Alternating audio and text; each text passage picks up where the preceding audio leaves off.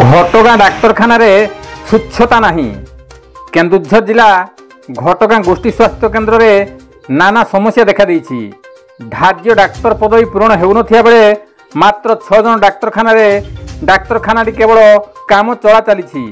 एने तल स्तर कर्मचारी माने गपसप एवं मोबाइल रे समय बिताउथिया बेले रोगी को ठीक व्यवहार बा स्वच्छता उपर दृष्टि देउना, जो द्वारा डाक्तरखाना भितर आवर्जना पान छेप एवं अन्य जिनिस पड़ी रही, जो द्वारा रोगी व्यापार मुख्य कारण बोली कहुच्छी।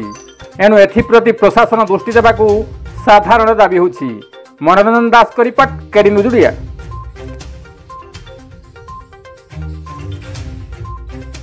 ये हूँ आमर घटगाँ मेडिकल। देखु ये मेडिकल अवस्था कौड़िया देखु, बर्तमान देखु केमती की अवस्था है मेडिकल अवस्था देखु, जहाँकि दीर्घ दिन बिस्कुट मिक्सचर यू खाई मेडिकल परिसर को कौड़िया माने अपरिष्कार रखिंट। बर्तमान कौन स्टाफ ना ये पेपर मेचे ये देखो ये सब कमी पड़ी सब। ये हूँ मेडिकल।